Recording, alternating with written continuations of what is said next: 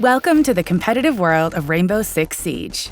This video will explain the new format for Rainbow Six esports across the North American region, how the region fits into our global esports program, and what you can do to get involved in Rainbow Six competitive play.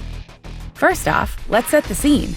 Globally, 4 regions compose the Rainbow Six esports program: North America, Latin America, Asia Pacific, and Europe. Each region has its own dedicated competitive format that we'll dig into a little later. On a global scale, the Rainbow Six esports program refreshes every year. 1 year equals 1 season, running from March to the following February. The 4 independent regional leagues run from March to December. These leagues are divided into 3 stages. At the end of each stage, the top 4 teams from each region will qualify for the Six Major, a global competition featuring the top 16 international teams. Depending on their ranking in the regional leagues and the majors, teams will earn points for the global standings. At the conclusion of the 3 stages in December, the 16 teams with the most points in the global standings will automatically qualify for the Six Invitational. 4 extra teams will have one last chance to qualify for the competition through regional open qualifiers, making the Six Invitational a 20-team competition, the most prestigious Rainbow Six esports event, and a chance for teams to dominate the global stage and prove they are the best in the world. Let's move on to the North American League structure. North America has proven itself as the region to be reckoned with in Rainbow Six esports. Home to the most elite teams and the 2020 global champions, our drive to compete and entertain is second to none. In the North American League, we have 12 teams competing each season, 8 teams in the US division, and 4 teams representing the North in the Canada division. Each division will have their own exciting new format. Let's begin with the US division. To kick off our new program, we will be introducing an exciting double GSL format with every match being a best of 3. In the first phase, the 8 US teams will be split into 2 groups of 4, Groups A and B. This phase will be played across 5 play days with 2 matches played each day. For those who are not familiar with what GSL is a format where teams, in our case 8, are split into equal smaller groups. Each group then plays a double elimination tournament. Every match will matter, and the results will determine how the teams are seeded for the next phase. Upon completion of the first phase, we will use each team's results in their respective groups to create 2 new groups. These new groups will consist of A, the top 4 teams, and B, the bottom 4 teams. In the second phase of matches played across the remaining 5 play days, Group A matches will determine which teams will rank 1st, 2nd, 3rd, and 4th. And Group B will determine which teams place 5th, 6th, 7th, and 8th for the US division.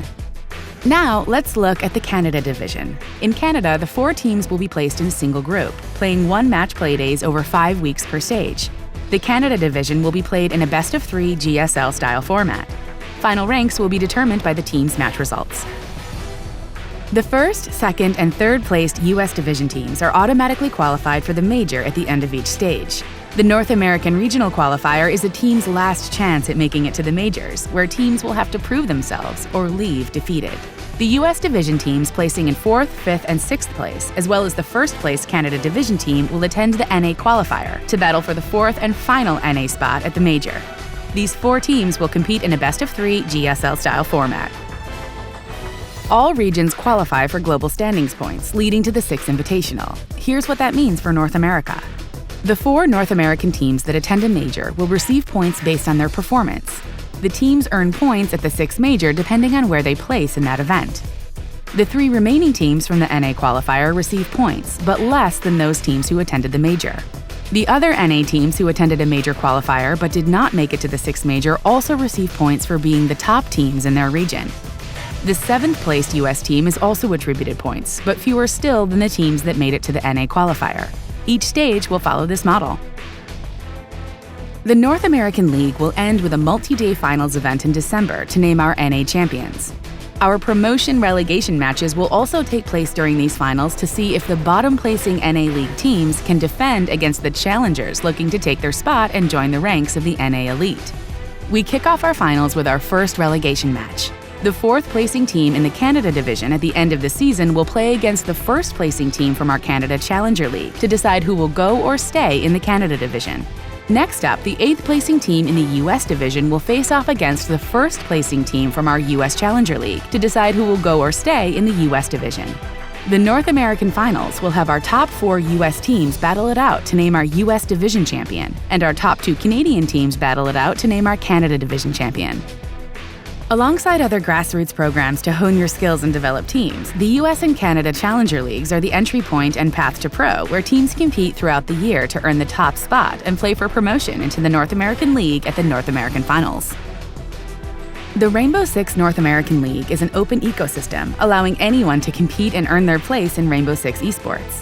Whether you are an aspiring player, an organization looking to enter the space, or a fan who loves watching great matches to learn or just enjoy, the North American League is your best place for competition and entertainment.